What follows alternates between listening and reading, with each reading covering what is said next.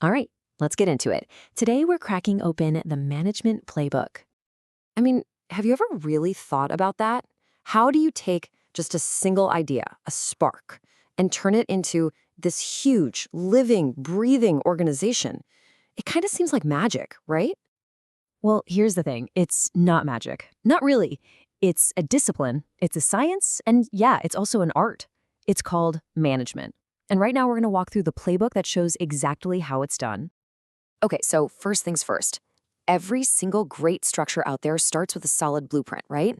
And for a business, that blueprint is built on a handful of really core principles. And at the very heart of that blueprint, you've got these four essential functions. It starts with planning. You got to know where you're going. Then you organize all your resources to get there. Next, you direct the team, leading, motivating, keeping everyone on track. And finally, you control. You watch how things are going and make adjustments. Plan, organize, direct, control. Honestly, that's the basic loop that keeps pretty much any business humming. Now, who's actually doing the building? Well, this vision gets driven forward in two main ways. You've got your classic entrepreneur, right? The person building something totally new from scratch. But then you have the intrapreneur, and this is cool. They're the ones innovating inside an already existing company. The drive is exactly the same, it's just happening in a different playground. But look, any blueprint is totally useless if you build it on shaky ground. For a business, that solid foundation is all about ethics.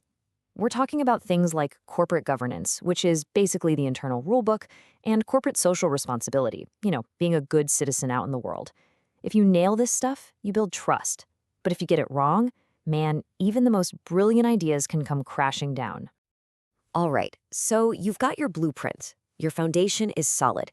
But now you need to actually build something. Every great plan needs an engine to bring it to life. And in business, that engine, it's the people. And managing people well is so much more than just hiring and firing. It's about looking at the entire employee life cycle, from mapping out what skills you actually need, to managing talent, to developing their careers, and keeping them engaged and excited to be there. The big idea here is that you're not just filling seats on a bus, you are cultivating talent. Of course, to manage people effectively, you kind of have to understand what makes them tick. And that's exactly what organizational behavior is all about. Think of it as the psychology of the workplace. It helps you answer those crucial questions like, why does one team just click while another one doesn't?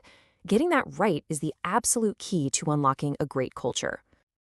And this whole world of managing people is constantly changing.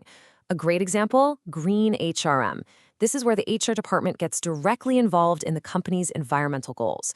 So maybe they're pushing for more remote work to cut down on commuting or creating reward systems for green ideas. It's just a perfect example of how every single part of a business can chip in on a bigger mission. Okay, so our people engine is fired up and running smoothly. But what does every engine need? Fuel. And in the world of business, that fuel is finance.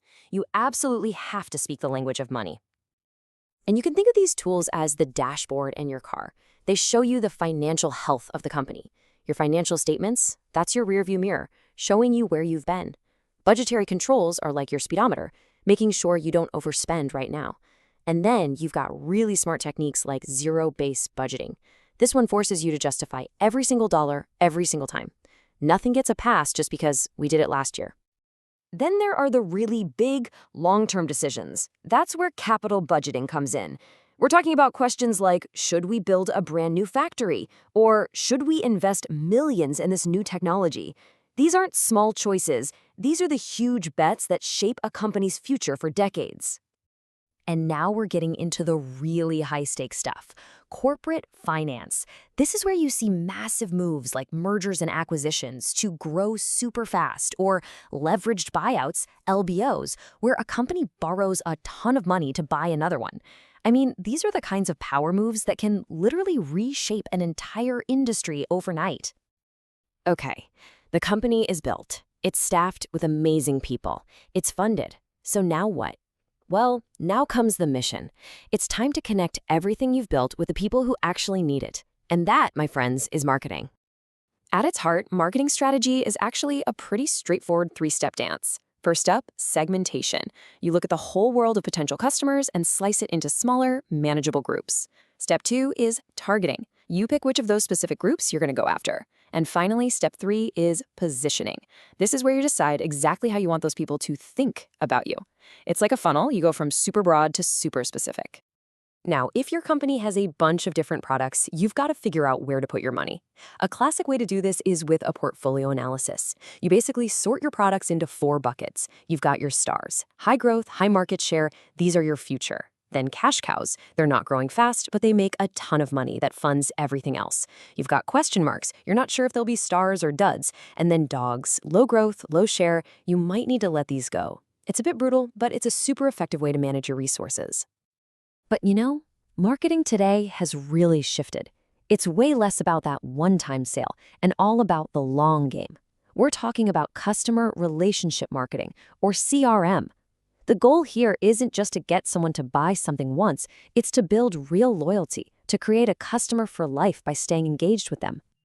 So, our business is built and it's out in the world. Now let's level up and look at the seriously advanced toolkit that modern managers are using to compete and win in today's crazy, complex global economy.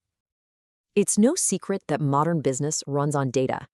Companies are literally swimming in what we call big data. They use these massive digital data warehouses to hold it all. But the real magic? That's data mining. That's the process of digging through mountains of information to find those little hidden patterns, the insights that give them a massive competitive advantage. And what's the engine that's crunching all that data? More and more, it's artificial intelligence. Seriously, AI is not science fiction anymore. It is a fundamental, everyday business tool.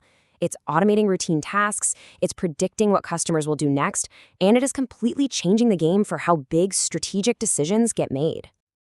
So the big takeaway here is that a modern manager's arsenal is just huge. They're using stuff like ERP software, which acts like the company's central nervous system. They're using operations research to solve mind-bending logistical puzzles. It's really not just about managing people and money anymore. It's about managing information and knowledge across the entire globe. And there you have it. We've gone from the initial blueprint to firing up the people engine, adding the financial fuel, launching the marketplace mission, and finally, equipping ourselves with that advanced digital toolkit. That, in a nutshell, is the modern management playbook. But this all leads to a really interesting question, doesn't it? With all this data, all these powerful tools, is management becoming more of a pure science? Or will there always be a need for that human touch? The intuition, the creativity, the things that really make it an art. What do you think? It's definitely something to chew on.